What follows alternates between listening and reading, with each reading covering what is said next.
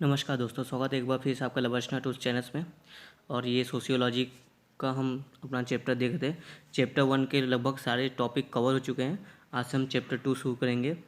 और चैप्टर 2 का जो ये ऑप्शनल जो पेपर 1 है उसकी बात हम करें। ठीक है, अभी पेपर 2 इस पेपर 1 के ख़त्म होने के बाद हम उसको शुरू करेंगे।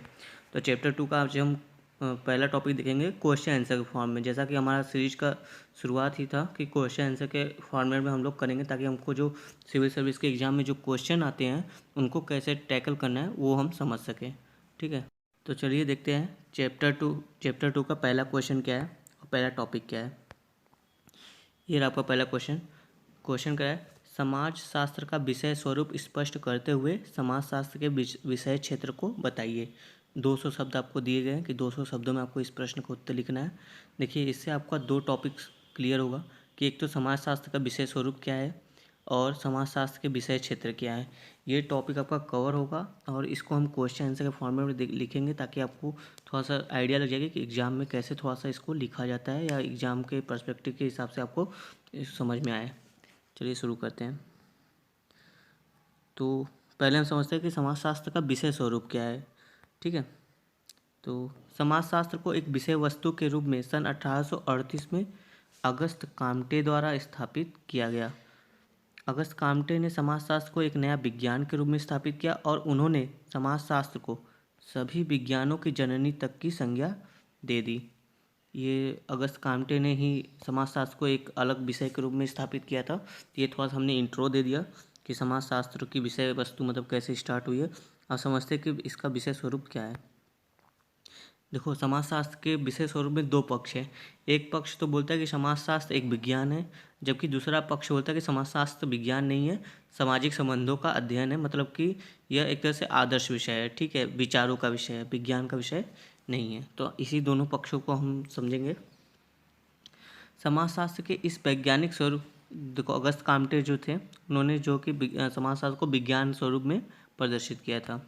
तो आगे देखते हैं।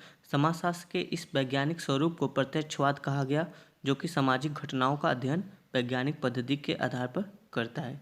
अब जो ये प्रत्यक्षवाद शब्द है ना, और एक होता है अप्रत्यक्षवाद। प्रत्यक्षवाद मतलब कि ऐसा अध्ययन जो वैज्ञानिक विधि का प्रयोग करता है, वो अध्ययन प्रत्यक्षवाद कहलाता है। जबकि एक ऐसा अध्ययन जो कि वैज्ञानिक विधि का प्रयोग नहीं करता है, वह अप्रत्यक्षवाद कहलाता है।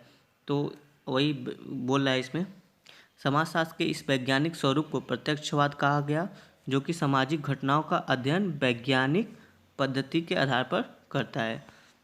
समाजशास्त्र के इस प्रत्यक्षवाद स्वरूप को इमाइल दुर्खिम ने तथ्यों के आधार पर श्रम विभाजन का सिद्धांत, आत्महत्या का सिद्धांत स्थापित कर समाजशास्त्र को कठोर विज्ञान तक पहुंचा दिया। दुर्खिम से लेकर पार्सन्स तक सामाजिक घटनाओं के अध्ययन का यही क्रम रहा। तथ्यों को एकत्रित करना, वैज्ञानिक विधि से सामाजिक घटनाओं का अध्ययन करना। ये हमने देख लिया कि कैसे समाजशास्त्र का स्वरूप एक तरह से वैज्ञानिक स्वरूप है। अब आगे देखते हैं। किंतु समाजशास्त्रियों का दूसरा पक्ष समाजशास्त्र का अध्ययन सामाजिक संबंधों के आधार पर करता है, न कि इसे विशेष विज्ञान के रूप में। इन्हें अप्रत्यक्षवाद कहा गया है। इस पक्ष के निम्न कारण दिए गए हैं। देखो, ये पक्ष क्यों कहता है कि ये नहीं, ये विज्ञान नहीं है। उसके कुछ उनके अपने कुछ तर्क है। वो समझते हैं कि क्यों ये बोलते हैं कि ये समाजशास्त्र एक विज्ञान नहीं है। पहला दिया गया, मानव व्यवहार समय के साथ परिवर्तनशील है। इसके व्यवहार में कृत्रिमता भी है। कृत्रिमता का मतलब जैसे कोई देखते हो एक्टिंग करता है, ओरिजिनल व्यवहार तो कुछ अलग है, लेकिन कुछ समय के लिए अगर वो एक्टिंग करता है तो हमको लगता है शायद उसका यही वो व्यवहार है। अगर कोई पहली बार उसको दिखेगा उस टाइम तो उसको लगेगा शायद ये उसका वही व्यवहार है, जबकि ऐसा होता नहीं है।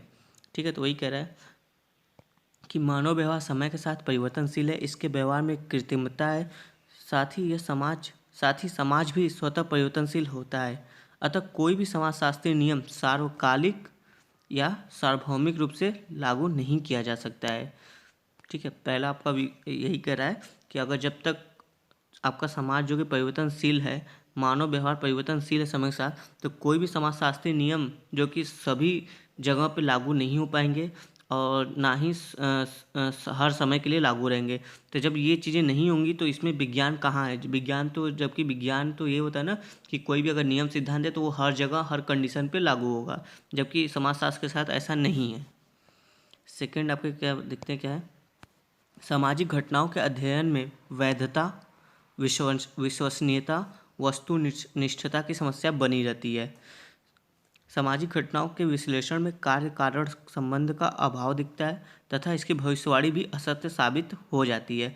कार्य कारण संबंध का अभाव मतलब दोस्तों जैसे कि किसी भी घटना का जो कारण है और जो उसके परिणाम हो रहे हैं उनके बीच में जो संबंध है वो दिखना चाहिए। अगर वो संबंध दिखते हैं तभी हम कहते हैं हाँ ये मतलब जो घटना का ये जो कारण और परिणाम ये सही है, मतलब इसकी जो जांच की गई या इसका जो शोध किया गया वो सही है।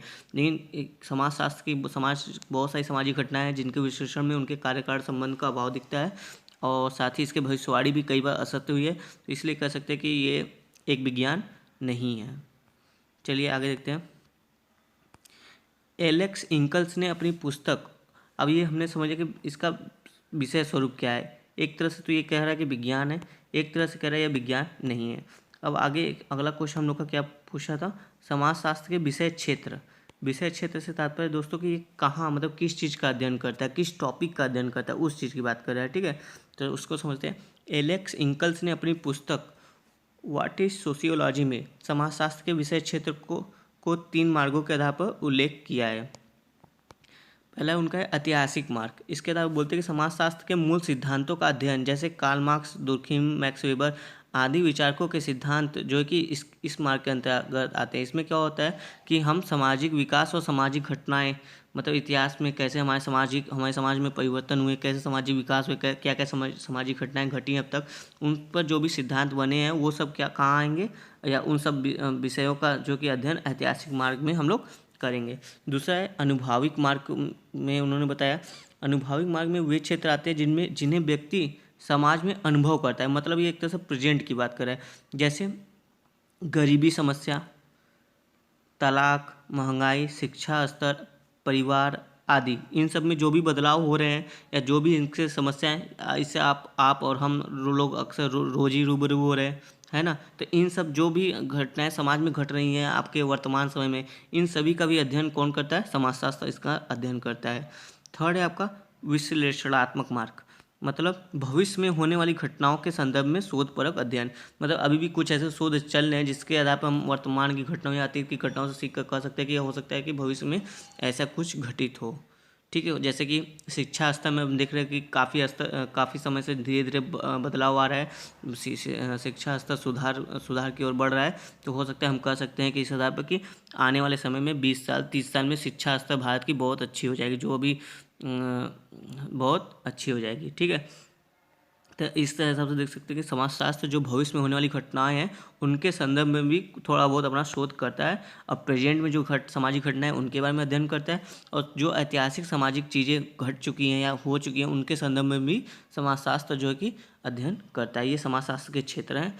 तो अब समझते हैं, कंक्लूजन पर आते हैं। इस प्रकार समाजशास्त्र के विषय रूप व विषय क्षेत्र पर विचार करने के उपरांत कहा जा सकता है कि समाजशास्त्र समकालीन समाज में एक महत्वपूर्ण विषय के रूप में स्थापित है, जो सामाजिक घटनाओं के वैज्ञानिक विश्लेषण करने में सक्षम है। ठीक है दोस्तों, तो ये रहा आपका क्वेश्चन और आंसर। आई होप आपको समझ में आया होगा। मिलेंगे अगले क्वेश्चन के साथ, तब तक के लिए बाय बाय, थैंक यू।